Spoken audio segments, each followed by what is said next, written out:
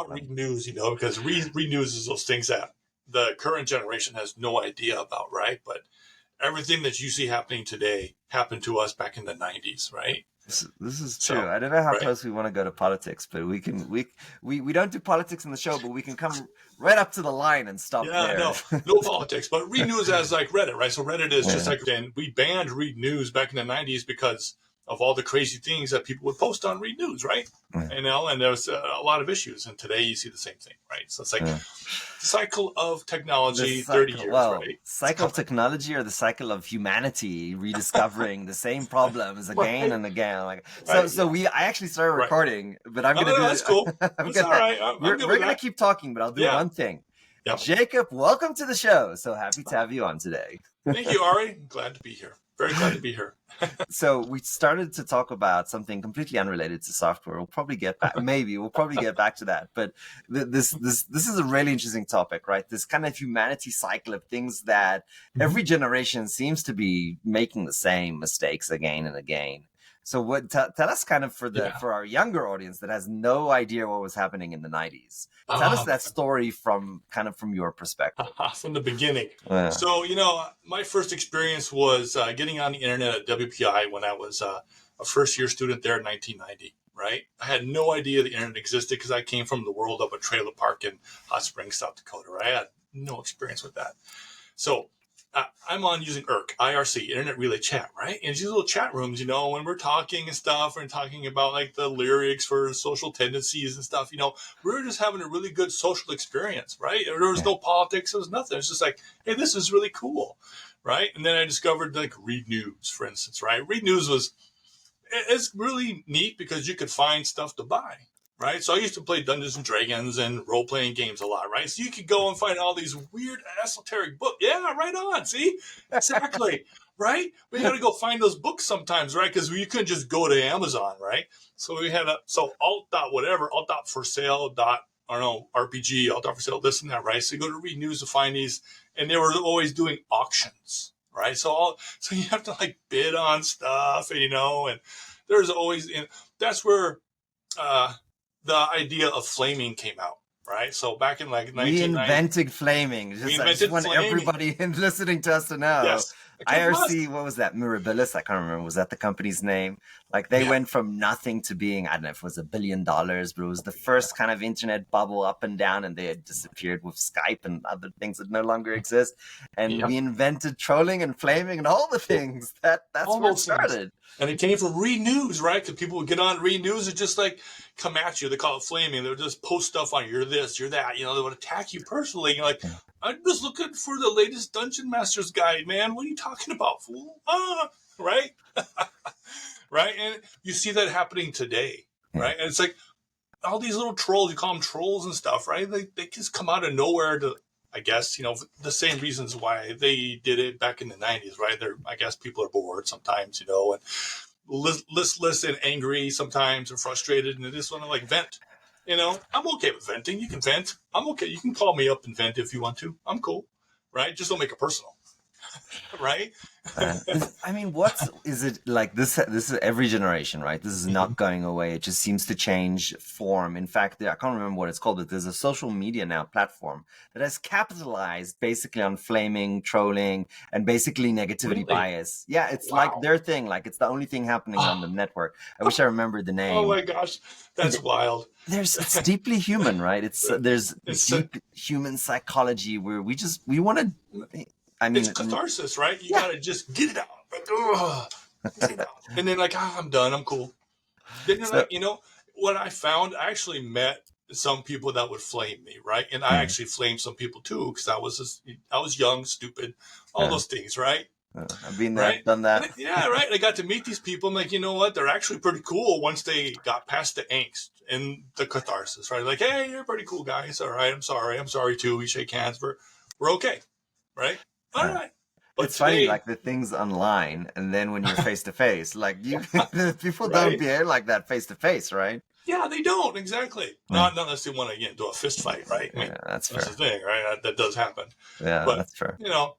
mostly we're cordial, right? I will say that the people in D&D, right, chat rooms are not the type, and this is Right. self-deprecating too, because Yeah. they're usually not the type to get into fistfights. So I'd say Right. we're usually pretty safe there, although Yeah. there's a few, right? Right. But they Um, always avoid it, right? They always try yeah, to avoid that, right? we're not that type of people. Yeah, Um, exactly. Yeah. we're very brave behind an IRCQ channel. Right. Yeah, that's Yeah, where we right. thrive. Yeah, exactly. ICQ. So I remember ICQ. I don't know if you ever used that, uh, Ari, but I ICQ did, I was did, also, yeah, I right? did, That was cool too, right? I That did. was one of those really neat platforms that came out of Israel, right? Yeah, It that's was right. really neat, right? It was That's very right. secure. One of the first ones, that Yeah. actually paid attention to security. Yeah, Because, but we didn't know back in the day. We didn't know about predators, and we didn't know yeah, about all the bad things that can happen on. right? And we weren't ready for that yet, so we were discovering it. Yeah. So there's some horror stories about that Oh my time as God. well, and unfortunately, they're ripe today, especially Yeah, on what is it, Snapchat and stuff like that. It's just horrifying. right. It is, Um, right? Yeah. so talking about horror stories. Okay, so pick a horror story from any area or topic, and let's talk Uh, through it. oh man, horror stories, So let's talk about NFL Game Tracker, right? This was a lot of fun. So back in the day in 1999, I was at Praja, which was a startup, right? This is my fourth year there. Before that, I was at Los Alamos and BBN, right, doing government work and stuff like that, right? So, um, and Terry Hicks lands this gig with Fox, right? Terry Hicks, he went on to be the CEO of Intuit, right? Super big wig, really smart guy, but he was just a marketing guy working with us, right? And he landed this gig with Fox to do NFL Game Tracker. And they needed a project lead, so there's me. I knew Java really well. I had been working with Java since, SunOS 4.1.4, right, when they released it as an alpha version over at Los Alamos. So I've been doing it for a while. So, for the folks that are listening and watching that have never experienced that level of a project, it is a crucible. It really is, because the minute it starts, we get on a plane, we fly all the way to New York, right? We have to talk to Jordan Kurzweil, right? That's Ray Kurzweil's son. You know who Ray is, right? He's like superstar Ray. Well, he has kids, and I met one of them. We talked for a long time, right? And he's got these great ideas. We want to do this, we want to do this, or this, and you're like, you don't want to make Jordan upset, right? I just naturally want to make him happy. I don't know why. He's a really cool guy, right? So I'm like, but then he's got people that work for him, right? And there's this guy, right? This guy, Mr. Hammer. I'm going to say his first name, but he went on to be a producer on Lost. But anyway, this guy, he's so stressed. He's like chain smoking all the time. Every time I would go outside, there he is down on the street smoking. I'm like, dude, what's going on? It's like, it's so hard because the pace is just rigor and rigor and rigor, right? And so it was NFL Game Tracker was pretty much 20 hours a day continuously, right? And we were just running constantly tests and test cases and QA. We had issues with Java because Java was back at that time, even today still, but back in the time it was a lot worse. It was very difficult with memory. It didn't manage memory very well, right? And so, and people weren't that experienced with it, right? So we have an eclectic group of skills, right, in our project group, and I pulled myself out of it because I knew I was the project lead, right? So I didn't want to get in the way. And these guys were running. So all I did was run tests every night. So I'm like 3:00 in the morning, I'm like sitting there dreary, running tests, run this test, right? Trying to eat some cold salad, right? Doing this thing, and I would go home for 3 hours and sleep and then wake up and come back. It just is on and on and on. That was unbelievable. But, doing that, when you walk through the crucible, it's actually worth it, right? Because you get out of it and people recognize it. And they're like, you did NFL Game Tracker? Oh, yeah. You get to be part of these like massive multi-billion-dollar enterprises, right? You get to see things that no one will ever see in their entire career, and for these people, it's like every day, right? Yeah, like this is trial by fire is what it is. It is, right? Yeah. Yeah. What was your biggest lesson from, this or any other one of your trial by fires? What is your lesson to, be successful, avoid the pitfalls? What would you advise the young generation who are, up and coming? Right. on the software side, it's always, test everything, right? From the very beginning, assume that whatever you do is wrong and try to test as rigorously as you can. Because a lot of times we write tests that kind of like test what I think is right, and then they come out to be working, but then to find out later on that that was actually just me trying to create a false positive. Right? Yeah, I don't want to do that. There's that, and manage your time. It's really important, right? Like you got to be able to say no, and you got to manage, how you're going to manage the people around you by time, right? Give people a certain amount of time, give yourself a lot more time because you're going to need that. Because if you run out of time, that's like juice, your energy, Right. And you run out of it, you're done. You're going to be totally useless. And don't be afraid to pull out, like I did, because if you're in the way, people will hate you. You don't want to be in the way. Yeah. Let's go into the kind of human soft side of this. Conflicts arise, pressure is on. Engineers are often incredibly intelligent, often argumentative. How do you navigate those situations? Yeah. So engineers always come from the same place, and that is they don't want to look stupid, right? That's the number one rule, right? And the second thing is they don't want to fail, because if they fail, they kind of look stupid to themselves. And so you just got to start with that, and remind them that what they're doing is not necessarily wrong. It's just there's a better way to do it. Let's just capitalize on this for a second, because if you're not that person right now listening, you're not going to get this. Because other people look at these engineers and they're like, oh my God, these are the smartest people I've ever seen. But that's not how they see themselves. Right. So this is, I think, an important point to get. Yeah. What does it mean to be, for this engineer sitting in that spot, to not want to look stupid or even stupid to themselves? So give us a feeling for what that means. Yeah. So when I was at Los Alamos, for instance, right, I'm just 23-year-old kid with a bachelor's degree surrounded by a bunch of guys and a few women who worked with Albert Einstein, John von Neumann, right? PhD guys, right? I'm like, anything I do, it has to be the best and it has to be right every single time. And it's like this enormous amount of pressure, right? So anytime that someone will come up and question a little bit of like what I'm doing, I'm like, I always felt very insecure because I'm like, like I've got these people and there's me. Like I was really smart. I'm a very talented person, very smart, not because my mom told me, just because I've kind of figured that out eventually. Like, yeah, I'm actually pretty smart, not because anybody told me. And in fact, the opposite when I was a kid, people were definitely not telling me I was smart.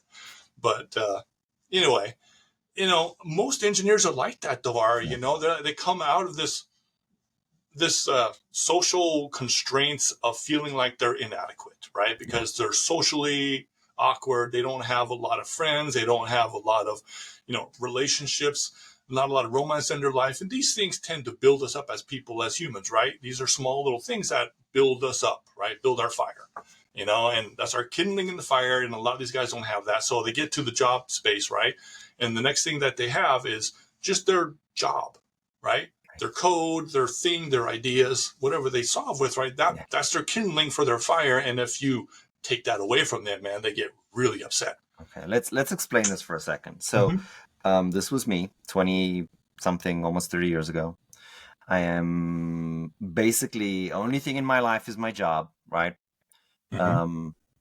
What the audience needs to understand is that if you have only one thing in your life and you fail at that, you're failing at everything. Yeah, right, exactly, right. And that's how we think when we're engineers, when we start out, right? Yeah. Very insecure, very sensitive, and people call us prima donnas and all this kind of hoopla, right? Like, no, it's just because that's all we got, don't take that from me. That's all I got. Right. I had a lot of luck where I got to work on some massive, huge things when I was early on, right?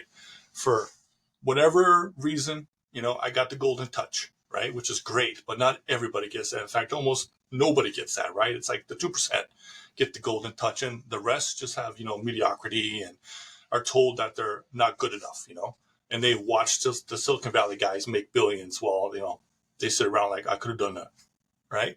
Hey, you kill it. You guys are smart. Everybody that's watching, they're all smart guys, right?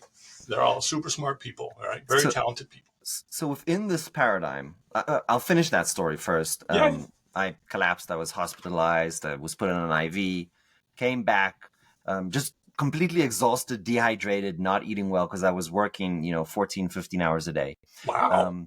Come back, my superior officer, this is military. So my commanding officer basically says, look, Ari, you need 3 things in life, right? You need a job, you need a hobby, you need family or a girlfriend, whatever. Yep. If anything goes wrong with one of those 3 things, you lean on the other 2. That's how you get stability. So I tell the story to kind of capitalize on that point that a lot of engineers maybe need to learn that lesson and haven't grown that thick skin, and maybe all of their life is kind of wrapped around their intelligence, which is really the point that we're getting at. Exactly. Especially if you're a young engineer, right? I'm almost in my halfway to 50, past the 50 point. We've grown thick skin and we've learned how to manage engineers, but it's not trivial at that early age. So my question to you is, what were the techniques that you have applied and learned to help to guide and grow and kind of mentor these engineers through difficult situations, especially when it's that guy that was me, it was you. What do you do when you're looking at yourself, but 20 years back? What do you do? Yeah. So I always try to be myself there, right? Like, okay, how would I want to talk to me, right? Aside from sometimes, reaching back in time and give myself a good slap. But, that aside, right? You're like, well, This is a very fair comment, by the way. It's very right, because I always do that. I'm like, man, I wish I would have known me back then. But anyway, that aside, right? You got to just approach them humanly, right? Like, if I were your commanding officer, all right, but like I would say the same thing. We just need to settle down a little bit, and pace ourselves and work on building the fire that makes Ari, smolder.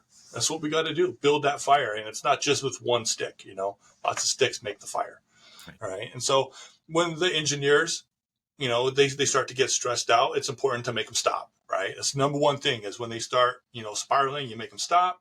And so what we would do at Praja is we would ask them to go play video games, and we would play like Portal, or we would play what was it like? We would play Doom, Network Doom, Duke Nukem and all. thing. It's crazy dumb, right? But it's very cathartic, and we would get that stress out, and we would laugh at each other. We would have fun. There's something else, right? When you need to describe the scenario here is that you're working on solving an incredibly difficult problem. Right. You don't know how to solve it, right? Yep. Mm-hmm. And what happens is you're leveraging, and sorry, I'm putting words into your mouth, but keep me honest here. You're leveraging the back processing of your brain. When you step away from a problem, you kind of relax, solutions come to you. So not only is this a de-stressing technique, this is also a technique to get past that incredibly high hurdle that you're trying to figure out. Exactly. We used to go on bike rides. We used to play Duke Nukem. Until this day, I quote, Duke Nukem, yes. You remember this? Yes.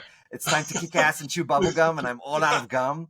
So all the geeks know that from Duke Nukem. It's actually from an old movie from I think it's the 40s or the 50s. But like this is what we grew up on, right?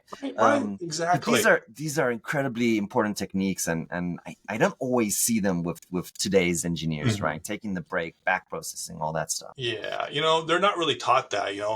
A lot of times the investors and the owners of the companies, they don't really come from engineering backgrounds, right? So they have kind of like a whip and a stick, and they forget the carrot, right? And they're just like going at it, like, well, these guys just burn out and walk away, and they leave with nothing. And we see that a lot. We see high churn rates. We see engineers moving every year, every 2 years. Like, that's ridiculous, right? Right. Unless you have a really good manager and culture, and then you see 3 to 10 to 8 to 12 years. Yeah.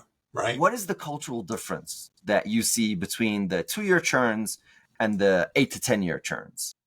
Oh, yeah. Well, that's definitely just the impulse that's imposed on them by their management, right? Having a manager that actually knows how to write software, that understands the technology and has done it, right? Yeah. Versus someone who's just management and administration, right? I mean, those people have a bona fide role. They're just not necessarily going to be managing, like software people. There should always be software people managing software people, or some kind of science or some kind of thing where they have some kind of like applied knowledge, whatever it is, right? It could be even a biologist, as long as they've worked in the lab and understand, like, at 3:00 in the morning when things fail, it's time to just go home and come back the next day, right? Yeah. I had my sales guys on my engineer's case. I was like, step away from the car. Do not engage with my engineers. Yeah. Right. There's something I think fundamental to the idea that software, I don't believe that it's an art, not a science. That I'm not going to say that, but I will say that there is uncertainty in software engineering, and engineers have a personality type very often of certainty. So having the manager be able to translate the uncertainty that engineers don't want to recognize to the rest of the world and say, look, actually there's 5 risks here, and we think it's going to be, between 6 to 8 months. And if this explodes, then it will be 8 months. If it all goes well, maybe it will even be in 5 or 6 months, right? So that kind of communication is kind of foreign to engineers. We love certainty. We love to say what the number is with, with 3 decimal points, right? Yeah. So there's definitely an art to what you're talking about. I really appreciate it. Yeah. I want to go to a difficult topic. We'll start from the easy side of it, hiring. How do you, first of all, are all engineers the same? Like, are all engineers basically okay and can all do a good job, or are they horrible engineers that should probably look for a different thing to do, and really, really good ones? What is your vision of the world? Yeah, Ari. So we've all had friends in college, right, who come to school in computer science thinking that they want to do computer science, right? And then they wash out because they realize that computer science is a lot harder than it was in high school, right? Yeah. Well, some of those kids actually do make it through, right? Barely scrape by, and they end up into the software pool, right? And you're like, well, those are the ones that probably should bubble up into management, okay? Because at least they know, they understand. Both of us being in management nowadays, the story doesn't make us look good. It doesn't, I know. But still, those guys, they still understand. They know how to talk to us, right? Because they were our friends, right? They understand some of the things that we like or dislike about our jobs. But then they always had a common thread about them. And that is they were always more interested in the people side of computer science than the computer science side. Always. So, and we tend to be not the people, right? We're just like, we like the software. I like solving problems, writing software, and the people just are part of the problem that I have to solve. Okay. So what happens if that person, right? They're not, they don't love it. They're not great at it. They do hardcore coding. What does that look like for the business, for the code base, for the environment? Well, it can be pretty risky, right? Because they'll oftentimes make, I would say, juvenile mistakes, right? Because they don't have the real experience level that, the rest of us do, right? These tend to be kids that started much later, like in high school. Like I started when I was 11, right? And so, if most of us that were in college at that, we all started early, like 10, 11, 12 years old, but the ones that washed out were the ones that started in high school. And so they do have a certain tendency to, not write the best code. That's not all of them, but that's like, I would say 3 out of 4. They aren't going to rewrite, the kind of code that I would trust firsthand. I would have somebody else look at it too, right? So they're the ones that benefit from pairwise programming. Everybody does, but for them a lot more, right? And so I would always just watch that, as they, get better and they hone their skill, right? Because if they can write code at some point, then they could probably hone that skill much better. Will they be, the next Bill Gates when it comes to writing code? Probably not. But they're going to be the next, what's a good, software manager? Oh, Ari Block. They'll be the next Ari Block, right? Great at managing people. I'll have you know that I was writing code when I was 8. So playing soccer, I was doing C++. So I'll have you know. Nice. Nice. But, that's great. But no, the point is fair that there is a huge risk of writing. We used to call this back in the day spaghetti code. Now we're calling it anti-patterns, and there's a whole bunch of adding patterns. Basically, if you see those, you're like, this is risky. So that's what it looks like today. Let's go to the other side. What is the difference between not a bad engineer, maybe not the excellent engineer writing code since they were in diapers, whatever, if that's even a thing. What does the kind of middle ground engineer look like? And how do you know the difference between, this good engineer and a bad engineer? How do you identify that in that short period of time where you're basically hiring? Because what do you have? 3, 4, 5, 6 hours, maybe the technical tests will only be an hour or 2. How do you know, how do you find the real talent as opposed to somebody who's just faking it? Yeah. That's where jargon comes in, right? So you can usually throw jargon at them pretty fast, and the we'll say bona fide software engineers that are going to stick around are the ones that actually know the jargon, right? And the ones that don't know the jargon are the ones that are going to wash out. That is the sad truth, I think, right? No one likes jargon. I don't like jargon that much. I know no one could talk to me about, patterns and the Gang of Three book, and spout patterns to me like, which one, visitor pattern, things like that. Like I don't remember a lot of it. It's been a while since I read the book, but if I were interviewing for a job, right, and I would have to go and read that book and make sure that I was up on the lingo and all that jargon so I could talk, right? Because you got to be able to communicate at the same level as your peers, right? And the one thing that humans on a whole don't do well with is not being able to communicate laterally, right? Like I got to be able to communicate the same language with you. You got to understand me. Otherwise we have a block and it's frustrating for both of us. Yeah. I think that's such a fundamental point, because for me, when I was hiring engineers, I wanted to actually simulate them working through a problem. Mm-hmm. And yeah, them solving the problem was part of the test. But a bigger part of the test was me giving the problem with ambiguity and seeing that we could communicate, that they could ask the questions, that I could explain it, that we could find a common language. So I would argue that the ability to find a common language with your engineers while solving a hard problem, that is gold. That is so important. And in essence, that is what you're saying. I just wanted to stress that point. That's a really good point, Ari. That's a really good way to actually say it too. Going to the horror show of this, we've unfortunately both had to fire engineers. What does that look like months before? When does the light bulb be like, oh shit, this is not going to work out? What does that look like? I've never had it where it's been like prolonged like that. I've always known like right away, because there's an implosion event that'll happen, right? And it's usually because there's something in their personal life that's causing them to just give up on working, right? And you can't do anything about it. And you could try to save them, but all you're going to do is just sink them more. And so that's when you just have to have that real honest conversation with them and let them know that they're probably going to have to go fix whatever it is that's going on in their personal life. It could be their career-wise personal life as well. Like whatever it is, they got to figure that out, because you can't be the one to be their therapist when it comes to their career or their personal life. Yeah. And when you come to kind of having that conversation, what are the best practices to do it correctly to your philosophy? Talk to them like a friend.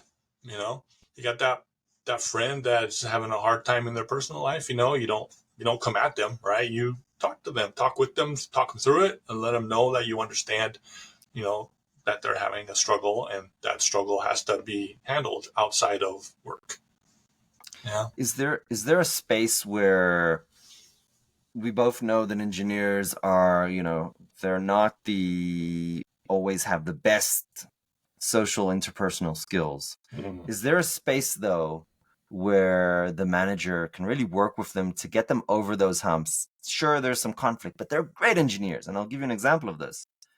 Antisocial engineer, but he gets like 10x more, 5 to 10x more than any other of the engineers.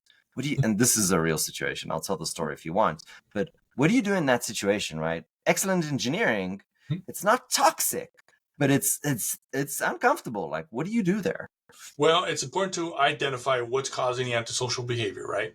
So this is where you do have to tread lightly, right? Because there could be a history of abuse that's causing it. So if you can eliminate that, then it becomes social anxiety for the most part. And then that's just, finding something that they like that you can like too. And then you find this common thread, right? It's kind of like making a friend, right? You make a friend not by, serendipity. Usually, the meet cute doesn't really happen, right? Yeah. But you can make it happen, right? With your employees, with your colleagues, right? With your laterals, right? But just finding that common thread, and sometimes it could be, playing role-playing games. It could be playing video games. It could be, painting, right? I used to paint figurines. That was a lot of fun, right? And some people really like that, and some people, what I've also experienced, Ari, is that there are some people have no idea the things that are available to them, right? And you start to expose them to all these different ideas and things they can do. And they're like, what? And they look at you kind of confused. I had no idea I could do that. I'm like, well, let's break that down and let's go ahead and try that, right? Yeah. I'm all for just trying new things for people, like whatever it is, you know. Yeah. So again, this is really important. When you're dealing with a really tough problem, Mhm. the strategy to deal with that is not when you're dealing with the problem. It started months before, Mhm. and building that relationship, creating that common grounds, which is really what you're talking about, creating that common language, creating that investment that you are here to invest in that person, help them grow. You believe in them, right? That's what you're talking about. That is what's going to help you get through the crisis. It is. So I deeply, deeply appreciate your comment. Building trust with the engineering team, between the engineering team.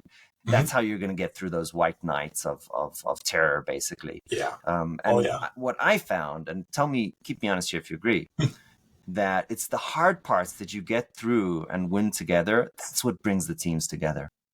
It is, absolutely, right? And that's kind of like, that's the human condition, right?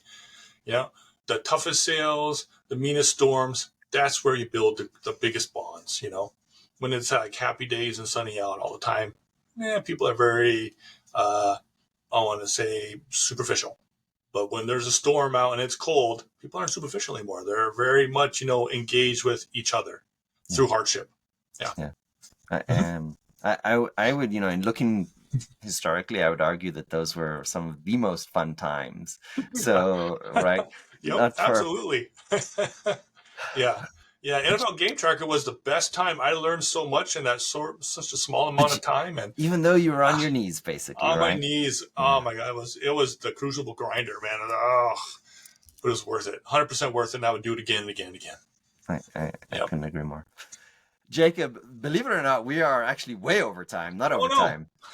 This has been so much fun. Yeah. I have one question that is scripted, but it's a hard one because it's personal. If you had to go back to 20-something-year-old Jacob, what would you advise him? I would advise him to have a little more fun, right? Be a little more fun, engage people. People matter. It's not just about writing software. Have some fun. I love that. People matter. Jacob, thank you so much for your time. I appreciate you. Thank you, Ari.